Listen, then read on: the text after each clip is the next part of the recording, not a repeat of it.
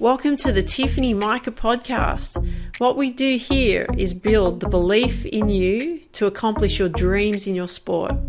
I'll be your mentor and give you the skills, strategies and guidance to make it happen. Dream big, believe in you and go after your dreams. Now let's get into today's episode. Hey there, Tiff here, and welcome to Tiffany Micah podcast. So awesome to have you here. Well, we've reached the half of the year, haven't we?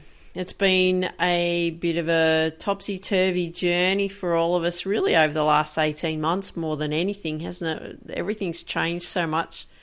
We've got our sport back up and running, which is great. Tournaments are up happening. We've got competitions going. The Olympic Games is coming up really soon, next few weeks, so that's pretty exciting. But it's taken me a bit of time to get back here and record some episodes for you. I've had a few things on, to be quite honest. I've been building an online golf store. I've been teaching a lot of golf and tennis. And to be honest, I just haven't had the opportunity to record anything for you. But here I am. I'm back and I'm ready to support you. I'm also recording this episode a day after Barty has won Wimbledon. Now, achieving her childhood dream, it's been exciting. It's been a wonderful thing for her to have accomplished, and how she refers to as incredible. Her word is incredible, and I think it is incredible that she has done that. I'm so excited for her. I'm so proud of her. And yes, she's an Aussie, but I'm just so proud that she's been able to accomplish her dream. And it's amazing, isn't it? It's amazing to have accomplished a childhood dream. And she has done something that not a lot of people get to do in the sports side of things, in the sense of the big dream. I'm not saying that you're never going to accomplish your big dream, because I want you to. I want you to keep fighting for it. I want you to keep working towards it. But I want you to think about this too, and think about where Ash is right now, as she's accomplished a childhood dream that she's had for close to 20 years, I would imagine, because I understand that from when I was the same age, 5 and 6 years old. I had a big dream of accomplishing and playing at Wimbledon, winning Wimbledon, so I get it big time. But I know we're thinking, okay, well, what's next? And it's like, well, Tiff, come on, she's going to the Olympics next. But what I mean is that when you've accomplished something amazing like that, something that you've put your heart and soul into, that you've been working towards your whole life, it's been everything, the training that you do every day, the thinking about it that you do every day, you live and breathe it every day. So what's next?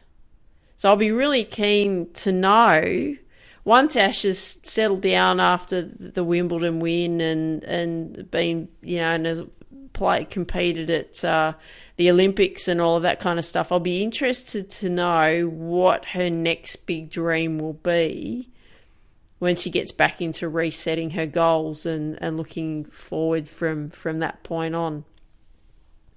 I do feel incredibly excited for her. And I also at the same time feel very emotional, because she achieved my childhood dream. And that was something that I really wanted to accomplish when, her being 25, I would have loved to have done that when I was 25. That would have been everything for me. So I can really feel, what that would be like and how emotional that would feel. And, putting your blood, sweat and tears through that for so long, I get it big time. So, I can really relate to that. And, the same with me. I'm just like Ash. Ash reminds me a lot of me at the same age. Really sporty, could play well in any sport. But Ash has an advantage that I didn't have, and I'm going to point this out because it's not about, oh, poor little me and I didn't accomplish my big dream. This is about how Ash accomplished her big dream, and I want you to really take note here, because this has been the difference between her accomplishing her big dream, someone like me not, or someone like you who might be struggling right now. And the fact is that she has a team. She has a team of people in place. So when she talks about her wins, when she talks about her accomplishments, when she talks about her struggles, it's all taken as a team effort. And this is what I want you to get and understand, that it's time now for you to get the right people in place for you. So I want you to be thinking about what we're talking about, but also I want you to build your team for your success. Okay, it's important that you build your team. And of course, there are some ways to build a team. And if you have the financial support, the funds to be able to do that, then it's going to be easier to build a team. And I'm going to list some things here below what I've written for you to consider when you're building your team. And I'll give you some suggestions in ways in which that you can also build your team if you don't have that financial support in place at this stage. So there'd be 4 major people that I want you to be looking at that would be part of your team. And the first one is the coach. You do need a coach. You need a coach for your sport that's really good at the technical aspects of the sport, really good at strategies, and really good at creating patterns of play to help you work through specific things, whatever it is that you need to work through with your sport in order for you to compete the way that you want to compete from a technical sports level. Second thing that you want to do is you want to have a mental coach in place, or a sports psychologist, something along that line that will help give you the strategies, the belief, the systems, how to handle situations, because all of these things are going to come up. And again, from my own personal experience, I wish I had some sort of support in that area, because it would have created a different tennis player out of me than what I ended up being. Number 3, fitness coach, to build your strength, to build your agility, to build your fitness for your specific sport. You need to have these things in place, okay? You can't just rock up and hope that you doing the work with your coach that's going to be enough. You'll need a fitness coach to help build everything that needs to be built in order for you to compete the way that you want to compete. And number 4, a physical therapist of some description, like a physio or a chiropractor or massage therapist, or someone that's going to help keep you injury-free so that your body's always functioning at its optimal.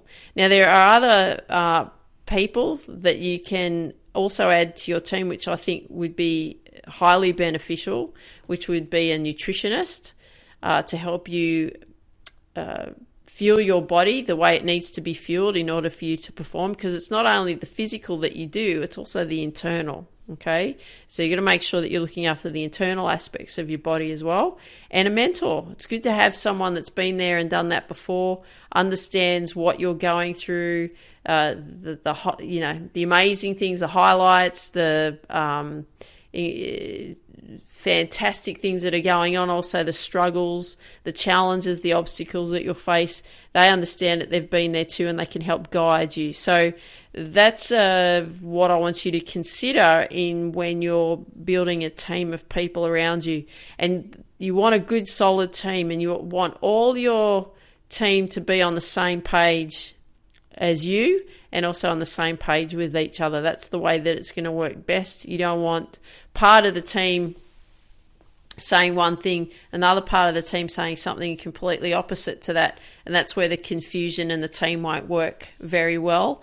So you want to make sure that everyone's all has a common goal and they're all working towards the same thing. They all communicate with each other so that you can do what you do best. Okay, go out there and compete. But I also want you to think about, you might be saying, Tiff, well, that's great, but I don't have the financial funds to support me right now to be able to do that. Definitely, I would recommend have a coach. Even if you only see the coach once a month, do it, because then that coach can help you work on some specific things that you need to actually go and really work on to get those skills right, so that you are becoming mechanically efficient. I'm a firm believer in, like, I've been teaching sport for close to 30 years now, so we'll say at least 25, and it's always, and being an athlete myself, so I understand that from a kid. Get the technique right. You want to be mechanically efficient so that everything is being done efficiently and effectively, so that you can compete at the level that you want to compete at. If you don't, and you're still saying, Tiff, look, I just don't have the funds in place here yet, well then go onto YouTube and study your sport to the nth degree. Look at the techniques of specific players that you want to model yourself off and follow them, right? But I mean really work on the technique, really nut down what's going on, or nut it out what's going on, so that you can make that make those adjustments that need to be made in your technique, so that you can accomplish what it is that you want to accomplish with it. And I know what it is. You want to do well, you want to perform well, you want to win in your races, your tournaments, your fights, whatever it is that you're competing in for your sport. But you need to make sure that your skills are so solid that at some point you'll put yourself into a position that a coach will be there to help you and refine what needs to be done. So just because you may not have the funds right now to be able to do that, go and do that, okay? With all the others who make up your team, so like I said, especially the four major ones, like a fitness coach, well, there's so much out there, isn't there, on YouTube? There's so much out there on websites and so on. You've got access to so much free information. There's actually nothing stopping you from doing that. Mental coach, there's plenty of them around. You can consider me one, but there's podcasts, there's books, there's, again, people that you resonate with, that you know that's going to help you accomplish what it is. Learn from them. Nutritionist, again, plenty of information out there. My personal opinion would be the Dr. Gundry podcast. I've got all his books. I listen to him frequently. And what's great about what he does is he helps you understand what your body actually does and what kind of food it needs in order for it to function at an optimal level. So I thoroughly recommend that. So that's a big plug for Dr. Gondry and his podcast. Also, with regards to a physio or a chiro or even a massage therapist or someone along that line, you get the exercises of what you need, even if you can only see them, maybe once every 3 months, once every 6 months or something. Get all the not rehab exercises, but like prehab exercises. So those that are actually going to keep you injury free, that are going to strengthen specific areas in your body that needs to be strengthened, so that you are, like I said, injury free, but have that body maintenance in place. Okay, so that you're protecting yourself. So it's about you working out what you can do, what you can afford, what you can't afford, also what you can have in place right now, what you can't have in place right now.